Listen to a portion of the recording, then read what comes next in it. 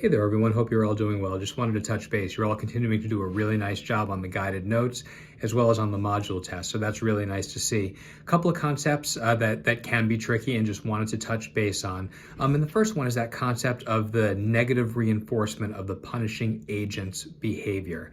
Many of you nailed this, but it can be tricky. So when we talk about that negative reinforcement, it's not negative reinforcement of the child or of the person that we're trying to implement our punishment procedure with.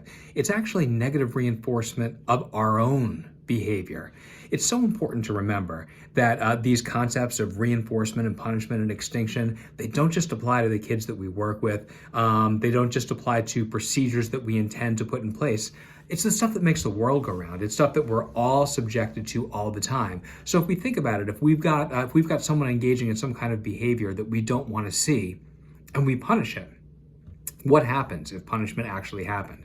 Well, that behavior decreases, and it decreases really quickly. It stops. And so if we think about that, if someone's engaging in some kind of behavior that we don't want to see, that we don't like, and we do something that makes it go away really quickly, we can think about that as, okay, there's some kind of a stimulus in the environment, we engage in behavior, that stimulus is removed.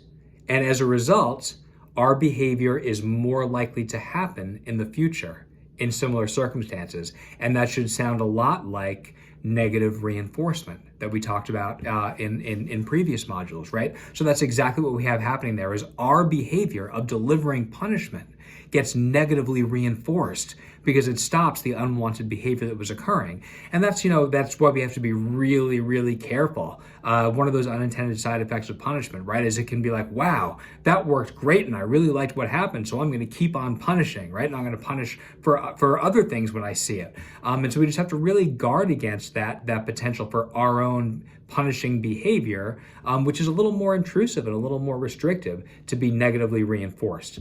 The other thing that I wanted to touch base about is that concept of positive punishment and negative punishment. And many of you correctly identified that when we've got positive punishment, we've got some kind of aversive stimulus that is applied. It's added to the environment after some target behavior happens, and as a result, that target behavior is less likely to happen in the future. Many of you also got that concept that when we're talking about negative punishment, we've got some kind of a stimulus that's present in the environment already, the behavior occurs, and that stimulus is removed from the environment, and as a result, that target behavior decreases, okay? So with negative punishment, we've got stimulus present, target behavior happens, stimulus gets removed. Here's where it gets tricky. That stimulus that's present in the environment before the behavior occurs with negative punishment is not an aversive stimulus, okay? It's actually an appetitive stimulus.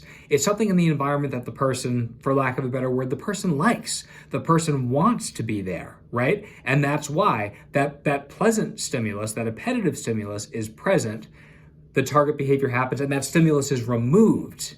And as a result, that behavior is less likely to happen in the future, okay? Because the environment changed in a way that is that's not preferred or is not conducive for the individual, right?